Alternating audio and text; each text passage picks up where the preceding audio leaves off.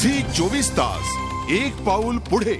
दुष्काळाची झळ मनुष्यांप्रमाणे पक्ष्यांनाही चांगलीच बसते। दुष्काळात पाणी आणि अन्नाच्या शोधासाठी वणवण भटकणाऱ्या पक्ष्यांसाठी बुलढाण्यातल्या शिवाजी विद्यालयाने पुढाकार घेतलाय।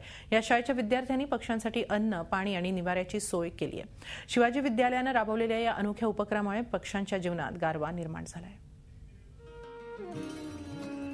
गेल्या काही वर्षांपासून चिवचिवाट करणारे पक्षी जणू काही आपल्याला सोडून कुठेतरी निघून गेल्याचा अनुभव प्रत्येकालाच आलाय। पण बुलढाणा जिल्ह्यातल्या शेलसूर गावात ही परिस्थिती बदलली आहे आणि याचं निमित्त ठरलंय शिवाजी कनिष्ठ महाविद्यालयाचे प्राध्यापक विजय घ्याळ यांनी राबवलेला मैत्री पक्ष्यांची हा उपक्रम। विद्यार्थ्यांना पक्ष्यांची माहिती व्हावी यासाठी त्यांनी पोस्ट स्पर्धा, निबंध स्पर्धा यासारखे उपक्रम राबवले। विद्यार्थ्यांची आवड बघून चिवचिवाट हा कवितांचा एक हस्तलिखित विशेषांकही त्यांनी तयार केला। त्यांच्या या प्रयत्नांमुळे विद्यार्थ्यांची पक्ष्यांसोबत चांगलीच मैत्री झाली आहे।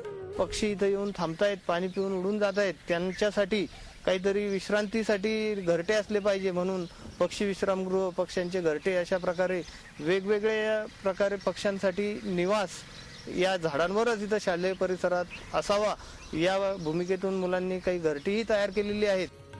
राज्यातल्या दुष्काळी परिस्थितीची झळ पक्ष्यांनाही मोठ्या प्रमाणात बसतीये। त्यांची ही अडचण लक्षात घेऊन या विद्यार्थ्यांनी शाळेच्या परिसरातल्या झाडांवर 250 पेक्षा अधिक पाणवठे लावलेत। या पाणवठ्यावर पक्ष्यांची गर्दी वाढू लागली आहे। या प्रतिसादामुळे आनंदित झालेल्या विद्यार्थ्यांनी पक्ष्यांच्या खाण्याची व्यवस्थाही केली आहे।